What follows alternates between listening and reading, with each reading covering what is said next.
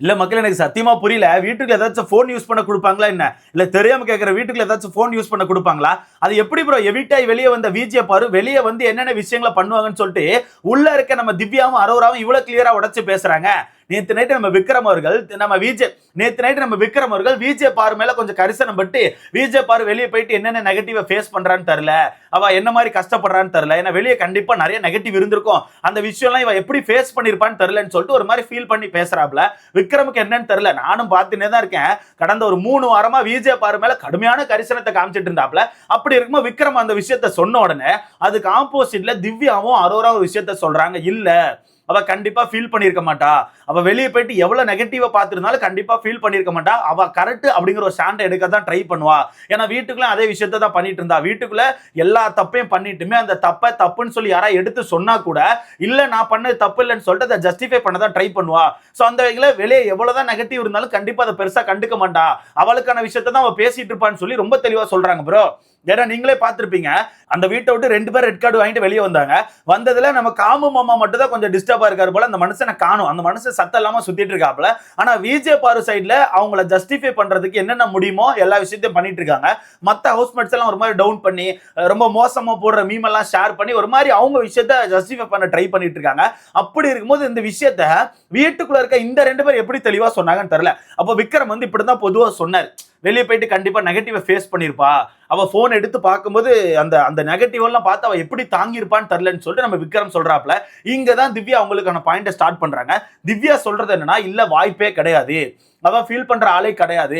ஏன்னா அவ வீட்டுக்குள்ள இருக்கும் போதே அவ பண்ண தப்புகளை வாரம் எடுத்து சொல்லும் போது அந்த தப்புகளை மாத்திக்கவே இல்ல. வாரம் வந்து இந்த தப்பு பண்ணிருக்கீங்க அந்த தப்பு பண்ணிருக்கேன்னு சொல்லிட்டு எல்லா வாரமும் விஜே பாரு அட்ரஸ் பண்ணிருக்காங்க. ஆனா விஜே பாரு அவளுக்கான தப்புகளை மாத்திக்கிட்டாலான்னு கேட்டீங்கன்னா வாய்ப்புகளே கிடையாது. அதே தப்ப திரும்பி பண்ணுவா, இல்லன்னா வேற ஏதாவது தப்பு பண்ணுவா. சோ தப்பு கண்டிப்பா அவ பண்ணிட்டே தான் இருப்பா. ஏன்னா அவ முடிவு பண்ணி வந்திருக்கா. 100 நாளும் அவ என்ன பண்ணணும், ஏது பண்ணணும், எப்படி பண்ண மக்கள் கிட்ட போய் சேரலாம்னு சொல்லிட்டு ரொம்ப தெளிவா முடிவு பண்ணி தான் வந்திருக்கா. சோ அவெல்லாம் அதை நினைச்சு ஃபீல் பண்றதுக்கான ஆளே கிடையாதுன்னு சொல்லிட்டு நம்ம திவ்யா சொல்றாங்க. அது மட்டும் இல்லாம இன்னொரு பாயிண்ட் ரொம்ப தெளிவா சொல்றாங்க. வீட்டுக்குள்ள விஜேஸ் வாரம் வந்து ஏகப்பட்ட விஷயத்தை அட்ரஸ் பண்ணிருக்காங்க. அப்பவும் விஜே பாரு மாறல. அது மட்டும் இல்லாம வீட்டுக்குள்ள வந்த நிறைய ஃபேமிலிஸ் நிறைய விஷயத்த சொல்லாம சொல்லிட்டு போயிருக்காங்க. என்ன பாரு இப்படி பண்ணிட்டு இருக்கீங்க பாரு அப்படின்னு சொல்லிட்டு ஏகப்பட்ட பேர் ஏகப்பட்ட விஷயத்த சொல்லியிருக்காங்க. ரியா நிறைய விஷயத்த ஓப்பனா உடைச்சு பேசினாங்க. இவ்வளவு விஷயத்த சொன்னதுக்கு அப்புறம் கூட விஜே பாரு அந்த விஷயத்தெல்லாம் மாத்திக்கிட்டாங்களான்னு கேட்டீங்கன்னா வாய்ப்புகளே கிடையாது. ஏன்னா அவங்க தெரிஞ்சுதான் எல்லா விஷயத்தையும் பண்றாங்க. அவங்களுக்கு நல்லாவே தெரியும் இந்த மாதிரி பண்ணா கண்டிப்பா நம்ம மக்கள் கிட்ட போவோம், அதுக்கேற்ற மாதிரி நெகட்டிவ் வரும்னு சொல்லிட்டு அவங்களுக்கு நல்லா தெரியும். தெரிஞ்சுதான் அந்த விஷயத்த பண்ணிட்டு இருக்காங்க. அதனால கண்டிப்பா வெளியே போயிட்டு இந்த நெகட்டிவ் எல்லாம் பார்த்து அவங்க வருத்தப்படுறதுக்கான வாய்ப்பே இல்லைன்னு சொல்லிட்டு நம்ம திவ்யா சொல்றாங்க. சேம் அதே மாதிரி தான் அரோராவும் சொல்றாங்க. அரோரா என்ன சொல்றாங்கன்னா வாய்ப்பே இல்ல. வெளியே போயிட்டு போன் எடுத்து பார்த்துட்டு அந்த போன்ல வந்து நெகட்டிவ் பார்த்துலாம் இவங்க டவுன் ஆகிற ஆளே கிடையாது. ஏன்னா வீட்டுக்குள்ள நிறைய தப்பு பண்றாங்க. அப்படி தப்பு பண்ணும்போது ஆப்போசிட்ல இருக்கவங்க பயங்கரமா பாதிக்கப்படுறாங்க. இப்ப கடைசியா சாண்ட்ரா வந்து பயங்கரமா பாதிக்கப்பட்டிருக்காங்க. அந்த அந்த காரை விட்டு அப்படி தள்ளி விடுறாங்க. தள்ளி விடும்போது அந்த காரை விட்டு சாண்ட்ரா பொத்துன்னு கீழே விழுறாங்க. உளுந்து அழுறாங்க. ஒரு மாதிரி பேனிக் அட்டாக் வருது, ஒரு மாதிரி ஃபிக்ஸ் வருது. அப்ப அதெல்லாம் பார்த்துட்டு சிரிச்சுக்கிட்டு நடிப்புன்னு சொல்லிட்டு உட்கார்ந்துருக்காங்க. அப்ப அவங்களுக்கான மைண்ட் செட் என்னன்னா யார் எப்படி அழிஞ்சு போனாலும் பரவாயில்ல, நம்ம வின் பண்ணணும். Win is a win. நான் வின் பண்ணணும். அதுக்கு யார் எப்படி அழிஞ்சு போனாலும் எனக்கு பரவாயில்ல, நான் வின் பண்ணணும் அப்படிங்கிற ஒரு மைண்ட் செட்ல தான் விஜே பாரு இருக்காங்க. அதனால அவங்க வந்து எந்த ஒரு நெகட்டிவ் பெருசா எடுத்துக்க மாட்டாங்க. அதனால கண்டிப்பா வந்து எந்த ஒரு நெகட்டிவுமே அவங்க பெருசா எடுத்துக்க மாட்டாங்க. அவங்க சைடு நியாயத்தை மட்டும் தான் கடைசி வரைக்கும் பேசிட்டு இருப்பாங்கன்னு சொல்லிட்டு அரோரா சொல்றாங்க. அது மட்டும் இல்லாம இன்னொரு பாயிண்ட் ரொம்ப தெளிவா சொல்றாங்க. இப்ப நம்ம கண்ணு முன்னாடி யாராச்சும் அழுறாங்கன்னா ஒண்ணு அங்க போயிட்டு என்னாச்சுன்னு கேட்போம், இல்லாட்டினா ஆறுதல் கொடுப்போம், இல்லாட்டினா அந்த விஷயத்தை அவங்க கிட்ட போய் உட்காந்து என்னாச்சுன்னு சொல்லிட்டு பேசியாச்சும் செய்வோம். ஆனா விஜே பாரு அழுதுட்டு போகுது, நான் வின் பண்ணணும், எனக்கு மேல போகணும், எவன் எப்படி போனாலும் பரவாயில்லன்னு சொல்லிட்டு அழ வச்சு அதுல ஒரு சந்தோஷத்தை பார்த்து மேல போயிட்டு இருக்காங்க. சோ அதனால அவங்க எந்த ஒரு நெகட்டிவும் கேர் பண்ண மாட்டாங்கன்னு சொல்லிட்டு அரோரா வந்து ரொம்ப தெளிவா சொல்லிட்டாங்க. அதுதான் வெளியே நடந்துட்டு இருக்கு. நல்லா பாருங்களேன், அவங்க எவிக்ட் ஆகி வெளியே வரும்போது மொத்த தமிழ் மக்களுமே மொத்த பிக் பாஸ் ஆடியன்ஸுமே பயங்கரமா கொண்டாடினாங்க. இப்படி ஒரு நபருக்கு ரெட் கார்டு கொடுத்தது எப்ப அடி சூப்பர் பான்னு சொல்லிட்டு, இப்படி ஒரு நபருக்கு கடைசியில ரெட் கார்டு கொடுத்துட்டீங்க வேற லெவல்னு சொல்லிட்டு கொண்டாடினாங்க. மொத்த சோசியல் மீடியாவும் தூக்கி வச்சு கொண்டாடிட்டு இருந்தோம். ஓகேவா? இப்ப சடனா மொத்த சோசியல் மீடியாவும் ஒரு மாதிரி பல்ட்டி அடிச்சிட்டு இருக்கு. மேபி மக்கள் வந்து நிறைய நெகட்டிவ் ஆயிடுச்சுன்னு சொல்லிட்டு அந்த நெகட்டிவ் கண்ட்ரோல் பண்ண ட்ரை பண்றாங்களோ என்னமோ தெரியல. இப்ப நிறைய பேர் வந்து எடுத்து பேசிட்டு இருக்காங்க. அது பார்க்க நல்லா தான் இருக்கு. ஏன்னா ரொம்பவே ஒரு மாதிரி வெடிச்சிட்டு அந்த கொண்டாட்டம் அப்படிங்கிறது ரொம்ப பெருசா வெடிச்சு ஒரு மாதிரி பாரு மேல வந்து ஒரு பெரிய விஷயத்தை தூக்கி வச்ச மாதிரி வச்சுட்டாங்க. அதனால திருப்பி யாரெல்லாம் கொண்டாடினாங்களோ அவங்கள ரிட்டன் வீடியோ போட்டு இல்ல இந்த அளவுக்கு ஹர்ட் கொடுக்க கூடாது, ஓகே நமக்குள்ள மன வருத்தங்கள் இருந்துச்சு, ரெட் கார்டு கொடுத்தாச்சு, வெளியே எடுத்தாச்சு, ஓகே. ஆனா இதுக்கப்புறமா அந்த நபருக்கு வந்து நம்ம ஹர்ட் கொடுத்துட்டு இருக்க கூடாதுன்னு சொல்லிட்டு சோசியல் மீடியா வந்து ஒரு மாதிரி டேர்ன் ஆயிட்டு இருக்கு. அது பார்க்க நல்லா தான் இருக்கு. அப்படி இருக்கும்போது இந்த விஷயத்த வீட்டில் உள்ளவங்க தெளிவா சொல்றாங்க. அவங்க வெளியே வந்து அந்த நெகட்டிவா பெருசா எடுத்துக்க மாட்டாங்க. அவங்க சார் நியாயத்தை ஜஸ்டிஃபை பண்ணதா ட்ரை பண்ணுவாங்கன்னு சொல்றாங்க. அதுதான் வெளியே நடந்துட்டு இருக்கு. அவங்க தப்ப புரிஞ்சிக்கவே இல்ல. அவங்க பண்ணிருக்க விஷயத்துக்கு ஒரு அப்பாலஜிஸ் இல்ல, எதுவுமே இல்ல. ஆனா அவங்க என்ன பண்றாங்க, நான் தப்புலாம் பண்ணலப்பா, என்னை விட நிறைய பேர் தப்பு பண்ணிருக்காங்க. நான் தப்பு பண்ணேன்னு கேட்டா எனக்கு தெரியாது, நான் தப்பு பண்ணல. ஆனா என்னை விட நிறைய தப்பு பண்ணிருக்காங்க அந்த வீட்டுக்குள்ள, அதெல்லாம் பாருங்கன்னு சொல்லிட்டு ஒவ்வொருத்தருக்கான விஷயத்தை எடுத்து போட்டுட்டு இருக்காங்க. அதுல எந்த விஷயமும் பேசே இல்ல. முக்கியமா அந்த சபரிக்கான மேட்டர்லாம் சத்தியமா சொல்றேன், எனக்கு சிரிப்பு தான் வருது.